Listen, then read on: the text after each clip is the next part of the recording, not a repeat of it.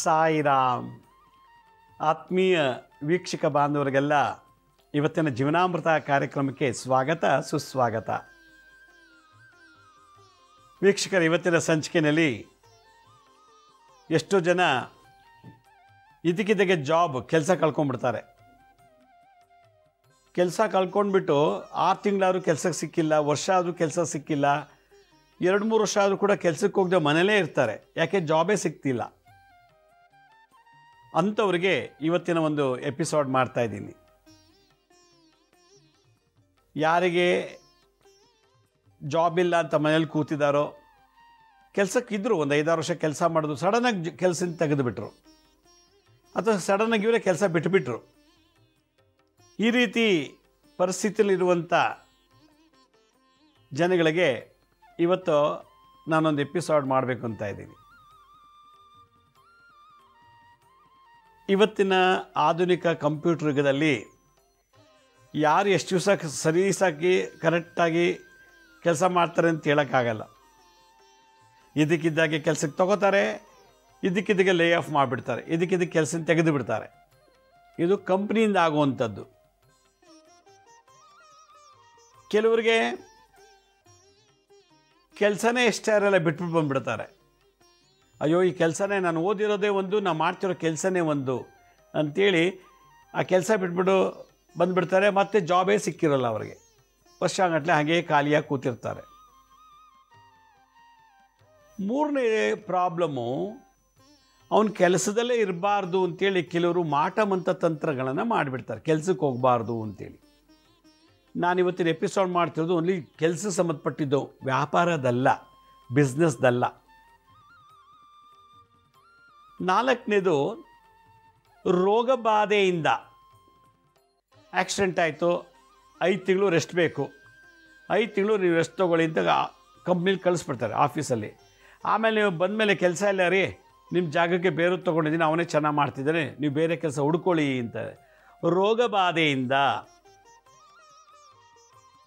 ಕಾಯಿಲೆ ಬಂತು ಅಂತೇಳಿ ಆಫೀಸ್ಗೆ ಹೋಗೋಕ್ಕಾಗಲಿಲ್ಲ ತಿಂಗಾನ್ಗಟ್ಟಲೆ, ಅದನ್ನೇ ಕಾರಣ ಅಂತ ತಿಳ್ಕೊಂಡು ಕೆಲಸದಿಂದ ತೆಗೆದು ಬಿಡ್ತಾರೆ. ಹೀಗೆ ಮಾಟ ಮಂತ್ರ ತಂತ್ರ ಬಾಧೆ ಮಾಡಿ ಎಷ್ಟೋ ಜನ ಕೆಲಸ ಕಳ್ಕೊಂಡ್ಬಿಟ್ಟಿದ್ದಾರೆ. ಅಂದರೆ ಲಕ್ಷ್ಮೀ ಶ್ರೀನಿವಾಸ್ ಕೆಲಸಕ್ಕೆ ಹೋಗಬಾರ್ದು ಅಂತ ನಾನು ಕೆಲಸಕ್ಕೆ ಹೋಗೋದು, ನಾನು ಕಷ್ಟಪಟ್ಟ ದುಡಿದು, ಇನ್ಯಾರೋ ಮಾಟ ಮಂತ್ರ ಮಾಡಿ ನನ್ನ ಕೆಲಸದೇ ಬಿಟ್ಟು ಬರಬೇಕು, ಆ ರೀತಿ ಮತಿ ಬರೋ ಹಾಗೆ ಮಾಟ ಮಂತ್ರ ಮಾಡ್ತಾರೆ. ಕೆಲಸಕ್ಕೆ ಹೋಗಬಾರ್ದು, ಅವನು ಕೆಲಸದಲ್ಲಿ ಮುಂದುವರಿಬಾರ್ದು, ಹಾಗಂತ ಮಾಟ ಮಂತ್ರ ತಂತ್ರ ಮಾಡಿ ನನ್ನ ಕೆಲಸಕ್ಕೆ ಹೋಗೋಕ್ಕೆ ಮನಸ್ಸು ಬರೋಲ್ಲ, ಮನೇಲೇ ಇರಬೇಕು ಅನಿಸುತ್ತೆ. 2ನೇದು, ನಾವು ಕೆಲಸ ಚೆನ್ನಾಗಿ ಮಾಡ್ತಿರ್ತೀವಿ, ನಮ್ಮ ಕಡೆಯಿಂದ ಏನೂ ತೊಂದರೆ ಇಲ್ಲ, ಕೆಲಸ ಚೆನ್ನಾಗಿ ನಡೀತಿರ್ತದೆ. ಆಫೀಸ್ ಒಳಗೇ ರಾಜಕೀಯ, ಪಾಲಿಟಿಕ್ಸ್. ಲಕ್ಷ್ಮೀ ಶ್ರೀನಿವಾಸ್ ಚೆನ್ನಾಗಿ ಕೆಲಸ ಮಾಡ್ತಾನೆ, ಪ್ರಮೋಷನ್ ಸಿಕ್ಬಿಟ್ರೆ, ಸ್ಯಾಲ್ರಿ ಜಾಸ್ತಿ ಆಗಿಬಿಟ್ರೆ ಅಂಥೇಳಿ ಲಕ್ಷ್ಮೀ ಶ್ರೀನಿವಾಸನ್ನು ತುಳಿಯೋಕ್ಕೆ ಪ್ರಯತ್ನ ಪಡ್ತೇವೆ. ಒಳಗೆ ಒಂಥರ ಇಂಟರ್ನಲ್ ಪಾಲಿಟಿಕ್ಸ್ ಇರ್ತದೆ. ಹೀಗಾಗಿ ಲಕ್ಷ್ಮೀ ಶ್ರೀನಿವಾಸ್ ಕೆಲಸ ಕಳ್ಕೋಬೇಕಾಗಿ ಬಂತು. ಯಾಕಂದರೆ ನನಗಿಂತ ಕೆಳಗಿರೋರಿಗೆಲ್ಲ ಪ್ರಮೋಷನ್ನು ಸ್ಯಾಲ್ರಿ ಜಾಸ್ತಿ ಕೊಟ್ಟರು, ನಾನು 5-10 ವರ್ಷದ ಕೆಲಸ ಮಾಡ್ತಾಯಿದ್ದೀನಿ, ನನಗೆ ಪ್ರಮೋಷನ್ ಇಲ್ಲ, ಸ್ಯಾಲ್ರಿ ಜಾಸ್ತಿ ಹಾಕಿಲ್ಲ, ಸ್ಯಾಲ್ರಿ ಹೈಕೇ ಆಗಿಲ್ಲ, ಜಾಸ್ತಿನೇ ಮಾಡಿಲ್ಲ ಸಂಬಳನ. ನೆನ್ನೆ ಮೊನ್ನೆ ಬಂದವ್ರಿಗೆಲ್ಲ ಒಳ್ಳೆ ಸ್ಯಾಲ್ರಿ, ಒಳ್ಳೆ ಪ್ರಮೋಷನು, ನನಗೆ ಯಾಕೆ ಈ ಥರ ಆಯಿತು ಅಂತೇಳಿ ಜಿಗುಪ್ಸೆಯಿಂದ ಕೆಲಸ ಬಿಡಬೇಕಾಗಿ ಬರುತ್ತೆ. ಇದು ನನ್ನ ಮಾನಸಿಕ ಚಿಂತನೆಯಿಂದ, ಒಂದು ರೀತಿ ಸೈಕಲಾಜಿಕಲ್ ಫೀಲಿಂಗ್ ಅಂತ. ಡಿಪ್ರೆಷನ್. ಒಂದೇ ಕಂಪ್ನಿಲಿ 10 ವರ್ಷ ಮಾಡಿದ್ದೀನಿ, ನನಗೆ ಬರ್ತಿರೋ ಸ್ಯಾಲ್ರಿಗಿಂತಲೂ ಜಾಸ್ತಿ ಈಗ ನೆನ್ನೆ ಮೊನ್ನೆ ಬಂದವನಿಗೆ, ಹಾಗಾದ್ರೆ ನನಗೆ 10 ವರ್ಷ ಮಾಡೋಕ್ಕೆ ಏನು ಲಾಭ ಅನ್ನೋ ಒಂದು ಡಿಪ್ರೆಷನಲ್ಲಿ ಕೆಲಸ ಬಿಡಬೇಕು ಅಂತ ಮನಸ್ಸು ಮಾಡ್ಕೊಂಬಿಟ್ಟು ಕೆಲಸ ಬಿಟ್ಬಿಡ್ತಾರೆ. ಕೆಲಸ ಬಿಟ್ಟು ಬಂದು ಕೂತ ಮೇಲೆ 4 ವರ್ಷ 3 ವರ್ಷ 2 ವರ್ಷ ಆದರೂ ಕೆಲಸನೇ ಸಿಕ್ಕಿಲ್ಲ. ಬೇರೆ ಒಂದು ಕಾರಣವೂ ಇದೆ. ಅವನು ಕೆಲಸ ಸಿಕ್ಕಿದೆ, ಅವನ ಪರ್ಫಾರ್ಮೆನ್ಸ್ ಚೆನ್ನಾಗಿಲ್ಲ,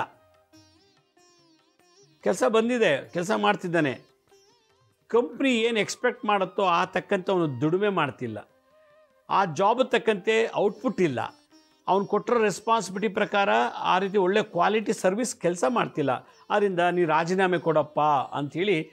ಯಾಕೆಂದರೆ ನಿನಗೆ ಸ್ಕಿಲ್ಸ್ ಇಲ್ಲ, ಆ ಟ್ಯಾಲೆಂಟ್ ಇಲ್ಲ, ಆ ನಾಲೆಡ್ಜ್ ಇಲ್ಲ ನಿನಗೆ, ಸಂಬಳ ಮಾತ್ರ ಕರೆಕ್ಟಾಗಿ ಕೊಡ್ತೀವಿ, ಅದು ತಕ್ಕಂತೆ ನೀನು ಕೆಲಸ ಮಾಡ್ತಿಲ್ಲ ನೀನು, ಆದ್ದರಿಂದ ನೀನು ರಿಸೈನ್ ಮಾಡಿ ಹೋಗು ಅಂತೇಳಿ ಕಂಪ್ನಿ ರಿಸೈನ್ ಮಾಡಿಸ್ಬಿಡುತ್ತೆ. ಇದು ಒಂದು ರೀಸನ್ ಇರ್ತದೆ. ಇನ್ನೊಂದು ರೀಸನ್ನು, ಸಬ್ಜೆಕ್ಟೇ ಗೊತ್ತಿಲ್ಲ, ಕೆಲಸ ಮಾಡ್ತಿರ್ತಾನೆ, ಅವನಿಗೆ ಅದೇ ದೊಡ್ಡ ಟಫ್ ಅಂತಾನೆ. ಒಂದು ಓದಿ ಪಾಸ್ ಮಾಡ್ಕೊಂಬಿಡ್ಬೋದು, ಆದರೆ ಜಾಬಲ್ಲಿ ಆ ಜಾಬಲ್ಲಿ ಅವ್ನು ಬೇಕಾದಂಥ ಸ್ಕಿಲ್ಸು, ನಾಲೆಡ್ಜು, ಎಕ್ಸ್ಪೀರಿಯನ್ಸ್ ಇಲ್ಲ ಅಂದರೆ ಕೆಲಸ ಮಾಡೋಕ್ಕಾಗಲ್ಲ. ಅವನೇ ಗಾಬರಿಯಿಂದ ಬಿಟ್ಬಿಡ್ತಾನೆ. ನನಗೆ ಆ ಕೆಲಸ ಇಷ್ಟ ಆಗ್ತಿಲ್ಲ, ನನಗೆ ಮಾಡೋಕ್ಕಾಗ್ತಿಲ್ಲ, ತುಂಬ ಟೆನ್ಷನು, ಏನು ಬೆಳಗ್ಗೆ ಹೋದ್ರೆ ರಾತ್ರಿ 12 ಗಂಟೆ ತನಕ ಕೂರಿಸ್ಕೋತಾರೆ, ಅದಕ್ಕೆ ನನಗೆ ಬೇಜಾರಾಯಿತು, ಬಿಟ್ಬಿಟ್ಟೆ ಅಂತ ಹೇಳ್ತಾನೆ. ಈ ಥರ ಹಲವಾರು ಆರೋಗ್ಯದ ಸಮಸ್ಯೆಯಿಂದ.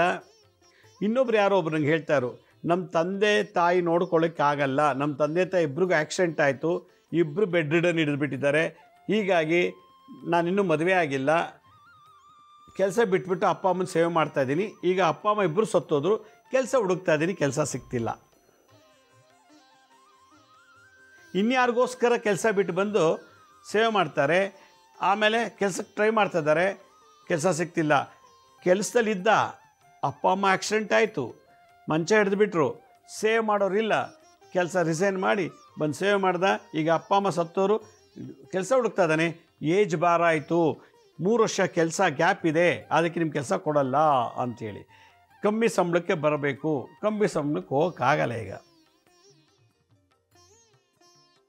ಇನ್ನೊಬ್ರು ಯಾರೋ ಹೇಳಿದ್ರು, ನಾನು ಕೆಲಸಕ್ಕೆ ಹೋಗ್ತಾ ಇದ್ದೆ, ನನ್ನ ಹೆಂಡತಿ ಡೈವರ್ಸ್ ಕೇಸ್ ಹಾಕಿದ್ದಾಳೆ,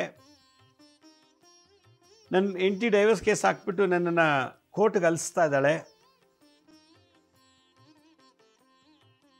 ನಾನು ಕೆಲಸದಲ್ಲಿರೋದ್ರಿಂದ ಕೋರ್ಟ್ ಆರ್ಡ್ರ್ ಮಾಡ್ಬೋದು, ತಿಂಗಳಿಗೆ ಇಷ್ಟು ದುಡ್ಡು ಕೊಡು ಹೆಂಡ್ತಿಗೆ, ಅಥವಾ ಇಷ್ಟು ಲಕ್ಷ ಕಾಂಪನ್ಸೇಷನ್ ಕೊಡು ಅಂತ ಹೇಳ್ತಾರೋ ಏನೋ ಅಂದ್ಬಿಟ್ಟು ಅವನೇನು ಮಾಡಿದ್ದಾನೆ, ಈ ಕೇಸ್ ಹಾಕಿಬಿಟ್ಟು ಅವಳೇನು ಮಾಡಿದ್ದಾಳೆ, ಆಫೀಸ್ಗೂ ನೋಟಿಸ್ ಕಳಿಸಿದ್ದಾಳೆ, ಇವನ ಮೇಲೆ ಕೇಸ್ ಹಾಕಿದ್ದೀನಿ, ಇವನ ಗಂಡ ಸರಿಯಿಲ್ಲ, ಇವನು ಸರಿಯಿಲ್ಲ ಅಂಥೇಳಿ HR ಮ್ಯಾನೇಜರ್ಗೂ ಒಂದು ನೋಟಿಸ್ ಕಳಿಸ್ಬಿಟ್ಟಿದ್ದಾಳೆ. ಅವ್ನು ಕರೆದು ಹೇಳ್ರಿ, ನಿಮ್ಮ ಫ್ಯಾಮಿಲಿ ವಿಚಾರ ಆಫೀಸಿಗೆ ಬಂದಿದೆ, ನೀವು ಸರಿ ಇಲ್ವಂತೆ, ತುಂಬ ತೊಂದರೆ ಕೊಡ್ತೀರಂತೆ, ನೋಡಿ ನಿಮ್ಮ ಹೆಂಡತಿ ಕೇಸ್ ಹಾಕಿದ್ದಾಳಂತೆ ಅಂಥೇಳಿ ಎಲ್ಲ ಕಾಪಿ ತೋರಿಸ್ತಾರಂತೆ. ಒಬ್ಬ ಮನುಷ್ಯನಿಗೆ ವರಮಾನ, ಆದಾಯ, ಇನ್ಕಮ್ ಇಲ್ಲ ಅಂದರೆ ಈ ಕಲಿಯುಗದಲ್ಲಿ ಬದುಕೋದು ಕಷ್ಟ. ಎಲ್ಲ ಕಡೆ ಮೋಸ, ವಂಚನೆ, ಎಲ್ಲ ಕೆಲಸ ದುಡ್ಡು ಮೇಲೆ ನಿಂತಿದೆ. ನಿಮ್ಮ ಒಳ್ಳೆ ಸದ್ಗುಣದ ಮೇಲೆ ಕೆಲಸ ಆಗಲ್ಲ. ಅಯ್ಯೋ ತುಂಬ ಒಳ್ಳೆಯವನಪ್ಪ, ಒಂದು ಕೆಲಸ ಮಾಡ್ಕೊಳೋಣ ಅಂತ ಹೇಳೋ ಭಾವನೆ ಇಲ್ಲವೇ ಇಲ್ಲ. ಎಲ್ಲೇ ಹೋಗಲಿ ಅವನ ಗುಣ ಅವನ ತಿರ್ತದ್ರಿ, ನಮಗೆ ಬೇಕಾಗಿರೋದು ಲಂಚ, ಇಷ್ಟು ಕೊಟ್ಟರೆ ಇಷ್ಟು ಕೆಲಸ ಮಾಡಿಕೊಡ್ತೀವಿ, ಇಲ್ದ್ರೆ ಮಾಡಲ್ಲ ಅನ್ನೋ ಲೆವೆಲಲ್ಲಿ ಇರ್ತದೆ ಇವತ್ತಿನ ಪ್ರಪಂಚ. ನನಗೆ ಯಾರೋ ಒಬ್ರು ಹೇಳ್ತಾರು, ಒಂದು ವಂಶವೃಕ್ಷ ತೊಗೋಬೇಕು ಅಂತೇಳಿ ತಾಲೂಕು ಆಫೀಸ್ಗೆ ಹೋದರೆ ಇಷ್ಟು ದುಡ್ಡು ಕೊಟ್ಟರೆ ಕೊಡ್ತೀವಿ ಅಂದ್ರಂತೆ. ಎಲ್ಲ document, SLC marks card, Aadhaar card ಎಲ್ಲರದು ಕೊಟ್ಟಿದ್ದು ಕೂಡ, ಎಲ್ಲ ಎವಿಡೆನ್ಸ್ ಇದ್ದರೂ ಕೂಡ, ನಾಳೆ ಬನ್ನಿರಿ, ನಾಳಿದ್ದು ಬನ್ನಿರಿ, ಇನ್ನೊಂದು ವಾರ ಬಿಟ್ಟು ಬನ್ನಿರಿ, 15 ದಿವಸ ಆದಮೇಲೆ ಬನ್ನಿರಿ ಅಂತಾರಂತೆ. ಹೀಗೆ ಎಲ್ಲೆಲ್ಲೂ ಲಂಚ, ಹಣ, ಮೋಸ, ವಂಚನೆ ಇರುವಾಗ ನಮಗೆ ಸರಿಯಾದ ಇನ್ಕಮ್ ಇಲ್ಲ ಅಂದರೆ ಏನು ಮಾಡೋಕ್ಕಾಗತ್ತೆ? ಅವ್ನು ಯಾರೋ ಒಬ್ರು ಹೇಳ್ತಾಯಿದ್ರು, ಫ್ರೆಂಡ್ಸ್ ಸವಾಸ ಸೇರಿಬಿಟ್ಟು, ಕೆಲಸ ಬಿಟ್ಬಿಟ್ಟು ಬಾರೋ, ನಾವೆಲ್ಲ ಒಂದು ಪಾರ್ಟ್ನರ್ಶಿಪ್ಪಲ್ಲಿ ಒಂದು ಜಾಬ್ ಇದು ಕಂಪ್ನಿ ಓಪನ್ ಮಾಡೋಣ, ಒಂದು ಕಂಪ್ಯೂಟರ್ ನೆಟ್ವರ್ಕ್ದು ಕಂಪ್ನಿ ಓಪನ್ ಮಾಡೋಣ ಅಂಥೇಳಿ ಕರೆದ್ರಂತೆ. ಒಳ್ಳೆ MNC ಕಂಪ್ನಿ ಕೆಲಸ ಮಾಡ್ತು, ರಿಸೈನ್ ಮಾಡಿಬಿಟ್ಟು ಬಂದುಬಿಟ್ಟು ಶುರು ಮಾಡಿದ್ದಾರೆ. ಬಟ್ ಅದು ನಡೀಲೇ ಇಲ್ಲ. ಇವ್ರು ಯಾರೂ ಸ್ಟಾರ್ಟೇ ಮಾಡೋಕ್ಕಾಗಿಲ್ಲ ಕಂಪ್ನಿ, ಹೊಸ ಕಂಪ್ನಿ. 3 ವರ್ಷ ಆದರೂ ಅವ್ನಿಗೆ ಇನ್ನೂ ಕೆಲಸ ಸಿಕ್ಕಿಲ್ಲ. ನೆಮ್ಮದಿಯಾಗಿ ಕೆಲಸ ಮಾಡ್ಕೊಂಡಿದ್ದ. ಅವ್ರ ಮಾತು ಕೇಳ್ಕೊಂಬಂದು ರಿಸೈನ್ ಮಾಡಿ ನನ್ನದೇ ಓನಾಗಿ ಸ್ವಂತ ಮಾಡಬೇಕು ಅಂತ ಹೋದವನು ಲಕ್ಷಾಂತರ ರೂಪಾಯಿ ದುಡ್ಡನ್ನ ಕಳ್ಕೊಂಡೀಗ ಮನೇಲಿ ಕೂತಿದ್ದಾನೆ.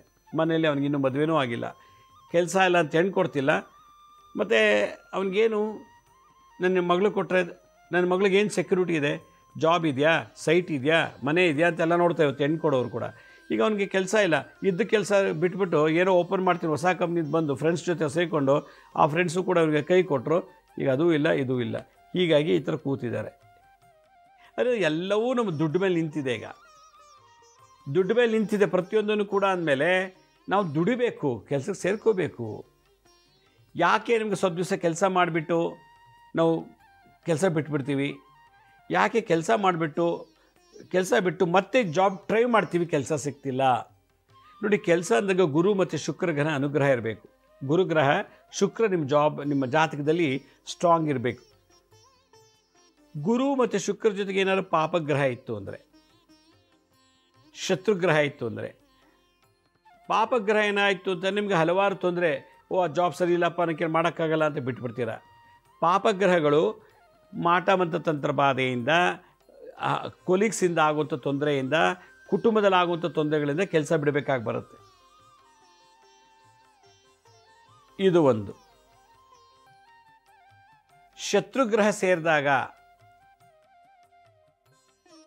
ಇಮಿಡಿಯೇಟಾಗಿ ನಮಗೆ ಬಾರೋ ಪಾರ್ಟ್ನರ್ಶಿಪ್ಪಲ್ಲಿ ಮಾಡೋಣ, ಬಾರೋ ಈ ಕೆಲಸ ಬಿಟ್ಬಿಟ್ಟು ಬಾರೋ, ನಾನೇ ನಿಂಗೆ ಕೆಲಸ ಕೊಡ್ತೀನಿ, ಕೆಲಸ ಬಿಟ್ಬಿಟ್ಟು ಬಾರೋ, ನನ್ನದೇ ಜಾಬ್ ನಮ್ಮದೇ ಬೇಕಾದಷ್ಟು ನೋಡ್ಕೊಂಡು ಹೋಗೋ ಅಂತ ಹೇಳ್ತೀವಿ.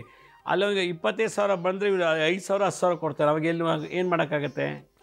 ಬಿಡಿಸ್ಬಿಟ್ಟ ಕೆಲಸದಲ್ಲಿದ್ದವನ್ನ ತಂದು ಕೆಲಸಕ್ಕೆ ಹಾಕೊಂಬಿಟ್ಟ. ಅದೇ 1-2 ತಿಂಗಳು ಸಂಬಳ ಕೊಟ್ಟ ಚೆನ್ನಾಗೆ, ಆಮೇಲೆ ಕೊಡೋಕ್ಕಾಗಲ್ಲ, ಒಂದು 10,000 ಕೊಡ್ತೀನಿ ಅಂತಾನಂತೆ. ಅಲ್ಲಿ 20-30 ತೊಗೋತಿದ್ದು ನಿಂಗೆ 10,000 ರೂಪಾಯಿ ಹೆಂಗೆ? ಅವನು ಅಷ್ಟರೊಳಗೆ 20-30,000 ರೂಪಾಯಿ ಸಂಬಳ ತೊಗೊಳ್ಳುವಾಗ ಕಾರ್ ತೊಗೊಂಡಿದ್ದ, ಒಂದು 2 ವೀಲರ್ ತೊಗೊಂಡಿದ್ದ, ಅದಕ್ಕೆ EMI ಕಟ್ಟಬೇಕು, ಬ್ಯಾಂಕಿಗೆ ದುಡ್ಡು ಕಟ್ಟಬೇಕು, ಸಂಬಳ ಇಲ್ಲ. ಆ ಸ್ಯಾಲ್ರಿಗೆ ಲೋನ್ ಕೊಟ್ಟಿದ್ದರು. ಈಗ ಇವ್ನು ಕೊಡ್ತಾರೆ ಸ್ಯಾಲ್ರಿ ಕಮ್ಮಿ, ಅವ್ನಿಗೆ EMI ಕಟ್ಟೋದು, ಅವನ ಹೊಟ್ಟೆಪಾಡು ಇವೆಲ್ಲ ನೋಡಿದಾಗ ನನಗೆ ಯಾಕಾದ್ರೆ ಕೆಲಸ ಬಿಟ್ಟಪ್ಪ, ಕೆಲಸ ಯಾಕೆ ಬಿಟ್ಟೆ ಅನ್ನೋದೊಂದು ಚಿಂತೆ. ಈ ಥರ ಕೆಲಸ ಬಿಟ್ಬಿಟ್ಟು ಈಗ ಮತ್ತೆ ಕೆಲಸ ಹುಡುಕ್ತಿದ್ದವ್ರಿಗೆ 3-4 ವರ್ಷ ಗ್ಯಾಪ್ ಇದೆ ಮಧ್ಯದಲ್ಲಿ. ಕೆಲಸ ಚೆನ್ನಾಗಿ ದುಡಿತಿದ್ರು, ಯಾವುದೋ ಕಾರಣದಿಂದ ಬಿಟ್ಟುಬಿಟ್ರು. ರೋಗ ಬಾಧೆ ಇರ್ಬೋದು, ಅಥವಾ ಸಾಲ ಬಾಧೆಯಿಂದನೋ, ಡೈವರ್ಸ್ ಕೇಸ್, ಏನೋ ಯಾವುದೋ ಒಂದು ಕಾರಣ ಕೆಲಸ ಬಿಡೋಕ್ಕೆ ಬಿಟ್ಟು ಬಂದುಬಿಟ್ಟಿದ್ದಾನೆ. ಈಗ 2-3 ವರ್ಷ ಆದರೂ ಕೂಡ ಕೆಲಸ ಇಲ್ಲ. ಎಷ್ಟೋ ಜನ ಕೊರೋನಾ ಬಂದಾಗ ಕೆಲಸ ಕಳ್ಕೊಂಬಿಟ್ರು, ಇನ್ನೂ ಕೆಲಸ ಸಿಕ್ಕಿಲ್ಲ ಅವ್ರಿಗೆ ಪಾಪ. ಆ ಬಿಸ್ನೆಸ್ ಅವರು ಅಲ್ಲೂ ಲಾಸು, ಇಲ್ಲೋದ್ರು ಅಲ್ಲೂ ಲಾಸು. ಇದೆಲ್ಲ ಗೊತ್ತಾದ ಮೇಲೆ ಕೆಲಸನೇ ಬೆಸ್ಟ್ ಅಂದ್ಬಿಟ್ಟು ಈಗ ಕೆಲಸಕ್ಕೆ ಹೋಗ್ತೀನಿ ಅಂತಾರೆ, ಕೆಲಸ ಕೊಡ್ತಿಲ್ಲ, ಏಜ್ ಭಾರ ಆಗಿಬಿಡ್ತು, ಎಕ್ಸ್ಪೀರಿಯೆನ್ಸ್ ಇಲ್ಲ, 3 ವರ್ಷ 4 ವರ್ಷ ಗ್ಯಾಪ್ ಬಂತು. ಇದೆಲ್ಲ ಗೊಂದಲದಿಂದ ಈಗ ಅವ್ರ ಪಾಪ ಕೆಲವರು ಮದುವೆ ಆಗಿಬಿಟ್ಟಿದ್ದಾರೆ, ಮಕ್ಕಳು ಸಾಕೋಕ್ಕಾಗ್ತಿಲ್ಲ, ಹೆಂಡ್ತಿನ ನೋಡ್ಕೊಳಕ್ಕಾಗ್ತಿಲ್ಲ, ಸಂಬಳ ಇಲ್ಲ, ಮಕ್ಕಳಿಗೆ ಆಮೇಲೆ EMI ಕಟ್ಟಬೇಕು ಬ್ಯಾಂಕಿಗೆ, ಸಂಬಳ ಜಾಸ್ತಿ ಇಲ್ಲ. ಇದೆಲ್ಲ ಲೆಕ್ಕಕ್ಕೆ ತೊಗೊಂಡಾಗ ನಮಗನ್ಸುತ್ತೆ ಎಲ್ಲೋ ಒಂದು ಕಡೆ ನಾವು ತಪ್ಪು ಮಾಡಿದ್ದೀವಿ. ಅದಕ್ಕೆ ಗುರು ಮತ್ತು ಶುಕ್ರ, ಒಬ್ಬ ವ್ಯಕ್ತಿ ಉದ್ಯೋಗದಲ್ಲಿ ತುಂಬ ಚೆನ್ನಾಗಿರಬೇಕು ಅಂತಂದರೆ ಗುರು ಮತ್ತು ಶುಕ್ರ ಅನುಗ್ರಹ ಇರಬೇಕು, ಜುಪಿಟರ್ ಮತ್ತು ವೀನಸ್ ಗ್ರಹದ ಆಶೀರ್ವಾದ ಇರಬೇಕು.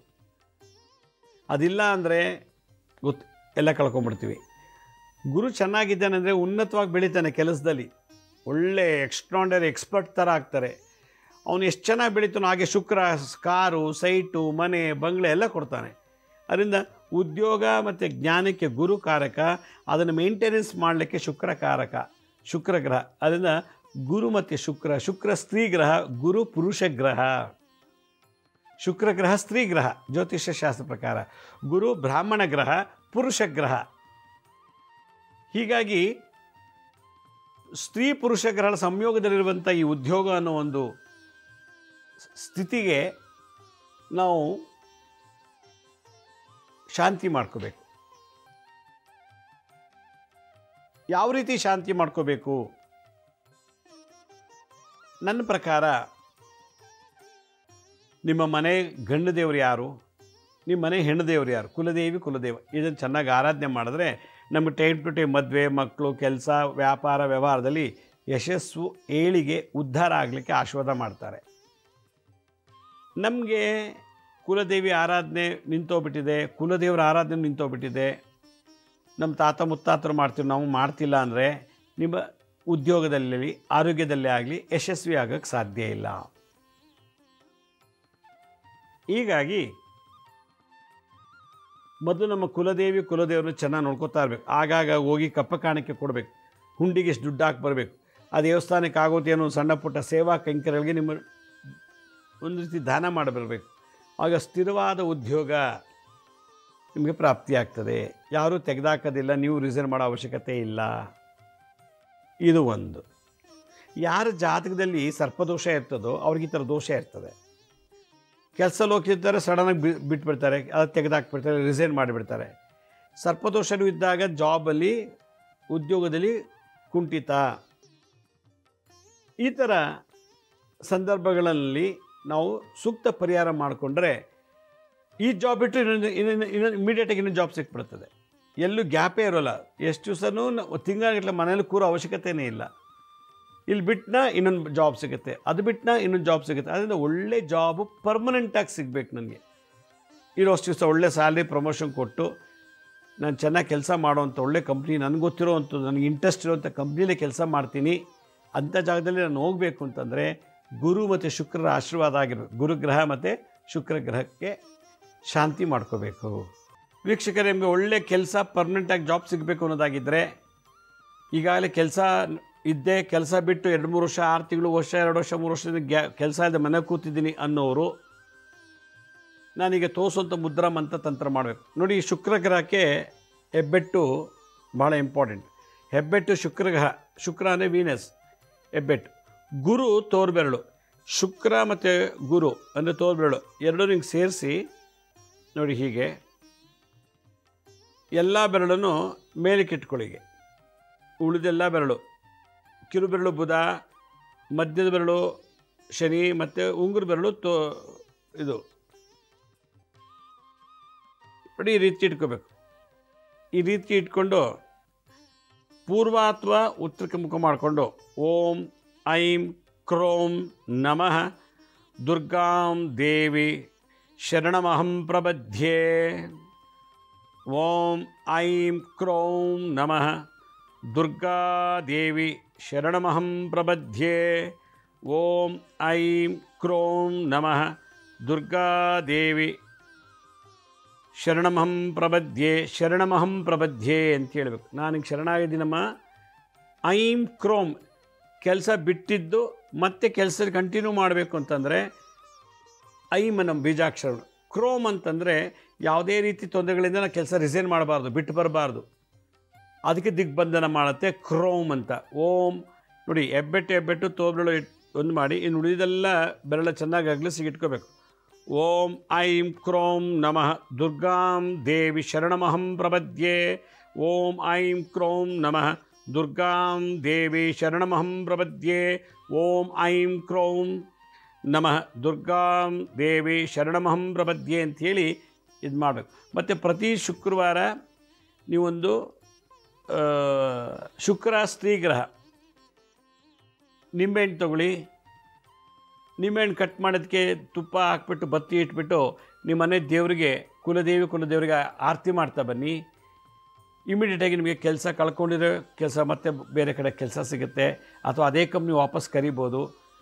ಏನೋ ಒಟ್ಟಿನಲ್ಲಿ ನಿಮಗೆ ವರಮಾನ, ಇನ್ಕಮ್, ಆದಾಯ ಬರಲಿಕ್ಕೆ ಒಂದು ದಾರಿ ತೋರಿಸುತ್ತೆ ಈ ಮಂತ್ರ. ಇದು ದುರ್ಗಾ ಸಪ್ತಶತಿನಲ್ಲಿ ಬರುವಂಥ ಮಂತ್ರ. ಇದು ದುರ್ಗಾದೇವಿ ತಂತ್ರಸಾರದಲ್ಲಿ ಇದು ಕೂಡ ಒಂದು ಕಡೆ ಹೇಳ್ತಾರೆ, ವ್ಯಾಪಾರ ವ್ಯವಹಾರ ಉದ್ಯೋಗದಲ್ಲಿ ಏಳಿಗೆ ಆಗಲಿಕ್ಕೆ ಇದನ್ನು ಮಾಡಬೇಕು ಅಂತೇಳಿ. ಇದು ಮುದ್ರಾ ಮಂತ್ರ ತಂತ್ರ. ನಿಂಬೆಹಣ್ಣು ದೀಪ ಹಚ್ಚೋದು, ನಿಮ್ಮ ಮನೆ ದೇವರಿಗೆ ಕುಲದೇವರಿಗೆ ಆರತಿ ಮಾಡೋದು ಮನೆಯಲ್ಲೇ. ಇಷ್ಟು ಮಾಡಿದ್ರೆ ಸಾಕು ತಂತ್ರ. ಇದು ನಿಂಬೆಹಣ್ಣಿನ ಆರತಿ. ವೀಕ್ಷಕರೇ, ಇದೇ ತಿಂಗಳು 18ನೇ ತಾರೀಕು ನಾನು ದಾವಣಗೆರೆಗೆ ಬರ್ತಾಯಿದ್ದೀನಿ. ಏನಕ್ಕೆ ಬರ್ತಾಯಿದ್ದೀನಿ ಅಂತಂದರೆ, ಎಷ್ಟೋ ಜನಕ್ಕೆ ಭೂಮಿ ತೊಗೋಬೇಕು, ಹೊಲ ಗದ್ದೆ ತೋಟ ಮಾಡಬೇಕು ಅಂತ ಆಸೆ.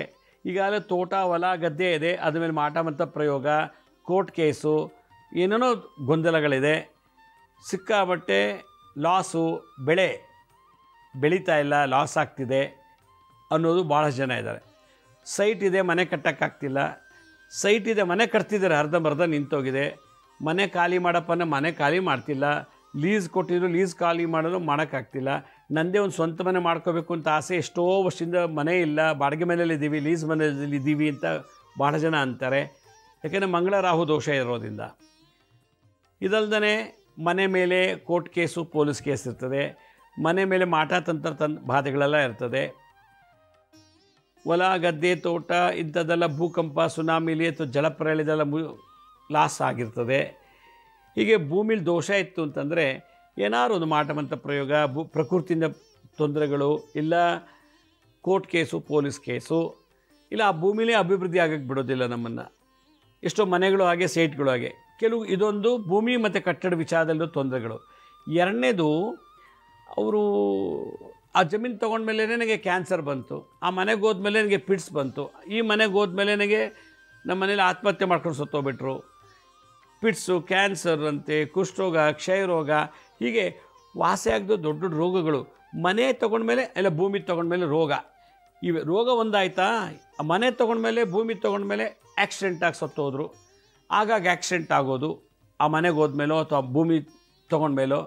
ಹೀಗೆ ಹಲವಾರು ರೋಗಬಾಧೆ, ಅಪಘಾತಗಳು ಕೋರ್ಟ್ ಕೇಸು ಪೊಲೀಸ್ ಕೇಸಿಂದ ಇವತ್ತು ಭೂಮಿ ಮತ್ತು ಕಟ್ಟಡದ ವಿಚಾರದಲ್ಲಿ ಭಾಳಷ್ಟು ತೊಂದರೆ ಅನುಭವಿಸ್ತಾ ಇದ್ದೀವಿ.